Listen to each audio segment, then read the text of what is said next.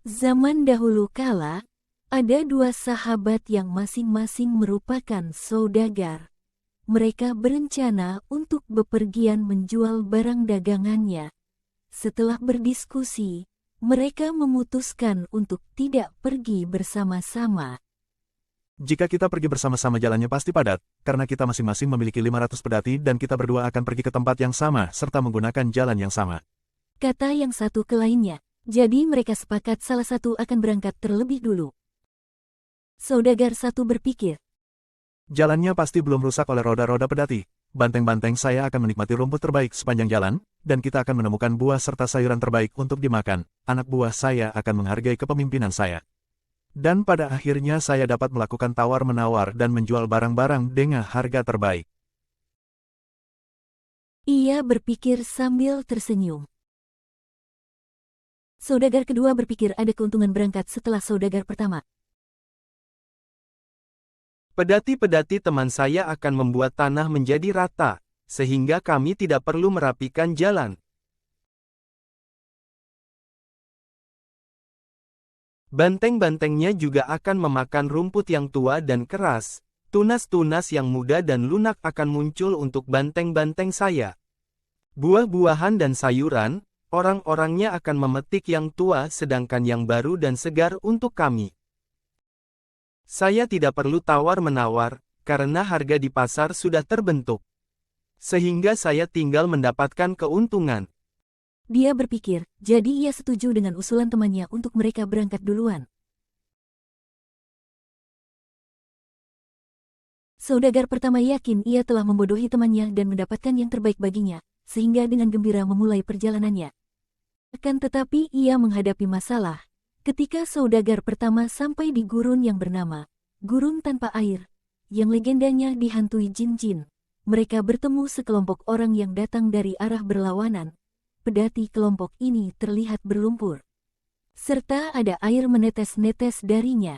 Mengapa kalian membawa air yang berat ini? Sebentar lagi kalian akan sampai di sebuah oasis di horizon, yang penuh dengan air untuk diminum dan kurma untuk dimakan. Kasihan banteng-bantengnya, buang saja airnya. Kata kepala rombongan tersebut, dengan sikap paling tahu kepada saudagar pertama. Kosongkan tong air. Seru saudagar pertama, walaupun sudah pernah diperingatkan oleh penduduk sekitar. Sang saudagar tidak sadar kalau kelompok itu adalah jin yang menyamar. Dan mereka dalam bahaya dapat ditelan oleh jin-jin tersebut. Yakin bahwa mereka adalah orang-orang yang mau menolong, ia mengikuti saran mereka dan mengosongkan serta membuang persediaan air ke tanah. Mereka melanjutkan perjalanan, dan ternyata tidak ada oasis di gurun pasir. Sebagian dari mereka sadar kalau sudah dibodohi oleh makhluk-makhluk yang mungkin saja jin, dan mulai mengerutu dan menuduh si saudagar. Akhirnya mereka semua kelelahan dan kehausan. Banteng-banteng mereka juga sangat lemah, tidak mampu menarik pedati-pedati karena kekurangan air. Karena kelelahan mereka, manusia dan banteng tersebut berbaring dengan sembarangan dan ketiduran. Petang hari, jin-jin tersebut muncul dengan wujud asli mereka yang menakutkan. Melahap semua makhluk yang lemah dan tak mampu melawan, hanya menyisakan tulang belulang di tanah, tak satupun manusia maupun binatang yang dibiarkan hidup. Beberapa bulan kemudian, saudagar kedua mulai perjalanannya. Saat ia tiba di gurun, ia mengumpulkan seluruh rombongannya. Ia berkata, Tempat ini disebut Gurun Tanpa Air, yang saya dengar dihuni banyak hantu dan jin. Jadi selalu berhati-hatilah, jangan minum air apapun dari gurun ini tanpa bertanya pada saya dahulu. Setelah berkata begitu, mereka pun menuju ke gurun. Seperti halnya saudagar pertama, mereka bertemu dengan jin-jin basah yang menyamar di tengah-tengah gurun. Jin-jin ini juga melakukan tipuan yang sama, dan menyuruh mereka membuang persediaan air mereka.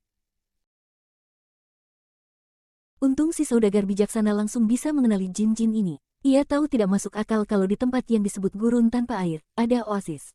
Selain itu, orang-orang ini bermata merah dan suka memaksa, jadi ia menduga mereka mungkin jin. Kami adalah pedagang yang tidak membuang air yang bermanfaat sebelum kami tahu dari mana kami bisa mendapatkan air berikutnya.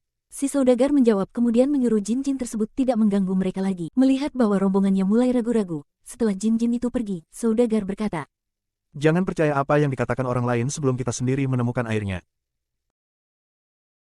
Karena kita tahu mereka mungkin saja jin, dan oasis yang mereka katakan hanyalah ilusi atau fata morgana. Pernahkah kalian mendengar ada air di gurun tanpa air? Apakah kalian merasakan ada hujan angin atau melihat awan-awan badai? Mereka semua menjawab, tidak, dan ia pun melanjutkan. Jika kita percaya mereka dan membuang persediaan air, seandainya tidak ada oasis kita mungkin tidak punya air untuk minum. Kalau dimasak, kita akan menjadi haus dan lemah, sehingga mudah bagi jin-jin itu melahap kita. Jadi jangan menyia-nyiakan setetes air pun sampai ke menemukan air. Lebih baik aman daripada menyesal. Sore itu, sampailah mereka ke tempat di mana rombongan pertama dibantai dan ditelan. Mereka melihat pedati yang penuh barang dan tulang-tulang yang berserakan. Mereka mengenali pedati-pedati itu milik saudagar pertama. Malam pun menjelang. Keesokan harinya, setelah mereka sarapan mereka menambahkan barang-barang paling berharga tersisa dokter saudagar pertama ke pedati-pedati mereka. Di bawah kepemimpinan saudagar kedua yang bijaksana, mereka berhasil menyelesaikan perjalanan mereka dengan sukses. Mereka berhasil berdagang dan mendapat keuntungan serta pulang ke rumah dengan selamat.